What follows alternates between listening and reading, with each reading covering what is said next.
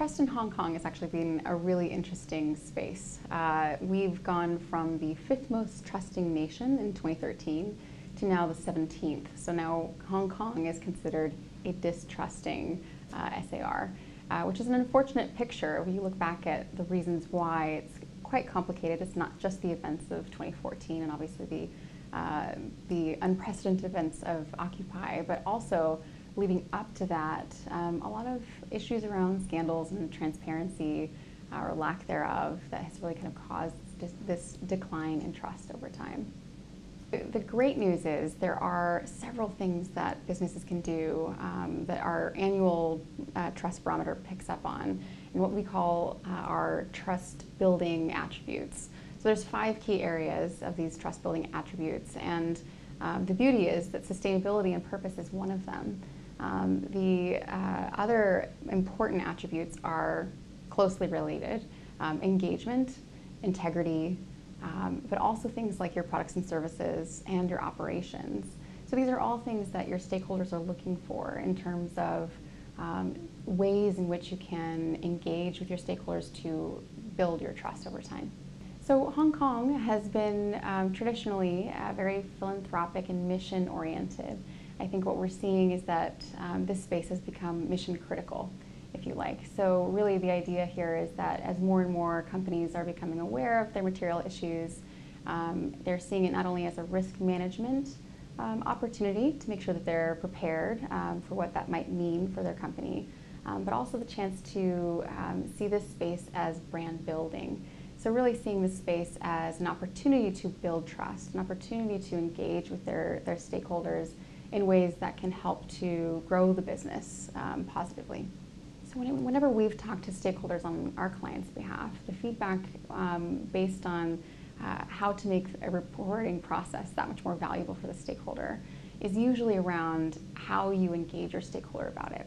So that can be through focus groups, that can be open forum dialogues, it can be a summit of your suppliers, for instance.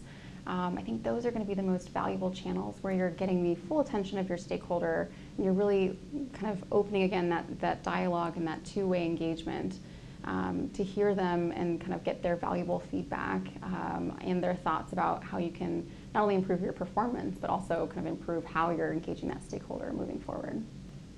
So when thinking about how to allocate resources for your sustainability strategy or even your corporate strategies to help build trust over time, I think what we're seeing for clients and for companies in Hong Kong is it's really important to have a full base, so your strategy is covering across all of your material issues. That said, we're also seeing a real need but also opportunity for Hong Kong companies to take leadership in a given area. So that can be kind of a signature issue that a company in Hong Kong takes leadership around. It might be environmental, it might be social. Obviously it should be aligned with the business and kind of the operations of the business and who it impacts here in Hong Kong and otherwise. But I think that's a real opportunity that we're seeing for companies in Hong Kong. So there are a number of things that are really important to building leadership around sustainability. Number one is being leader-led. So having a leader that will make sure that they are standing up for whether it's a particular issue or it's a full sustainability strategy. That's a really important part of what makes that strategy successful. Another part that makes the strategy successful is also really the future looking goal setting exercise. This is not meant to be a scary exercise. It's really truly though meant to ensure that you have a vision for your strategy, as most other corporate strategies do, but then also sticking to what the goals you put forward are. So those goals can be medium term and also long term. For environmental, we always recommend that clients are basing that off of sound science through their operations, through their business. But really those kinds of practices are best in class, and those are the ones that are going to be the ways in which Hong Kong companies can really take it to the next level in terms of building trust with their stakeholders. So the leader of the business should absolutely be the one that's leading the sustainability or CSR platform, whatever it is for that organization. their voice is the one that's going to help it to drive forward and trickle down throughout the organization and really help to build that into the culture. But it's not just at the top, right? It also has to be bottom up. Oftentimes here in Hong Kong, it's really great to see a really strong sustainability and CSR function in many of the organizations here. That's fantastic. That person is the driver. But again, that person or that team is just one team.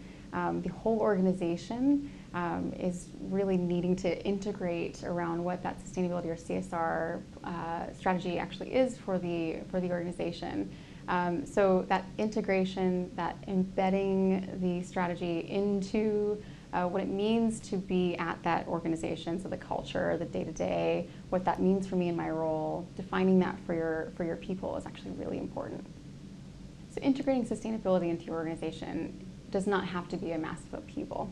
It actually is usually just making sure that everyone is aware of the strategy, the pillars in place that you have, and then just making sure they're thinking creatively about how they're already working toward that strategy, or how they can make small shifts in their day-to-day or even their strategies within their functions to make sure that they're aligning with sustainability and ensuring that integration for everyone's success, really. So the current state of sustainability in Hong Kong is really interesting. I think, again, we have this incredible trend of being mission oriented to mission critical, where people are really leaders are really beginning to see again and again what the data proves, that when a brand has a sustainability commitment, they outperform against their competitors. So that's a really beautiful trend to see, that so many more of our leaders here in Hong Kong are really hearing that and listening to that and really starting to implement that into their business strategies.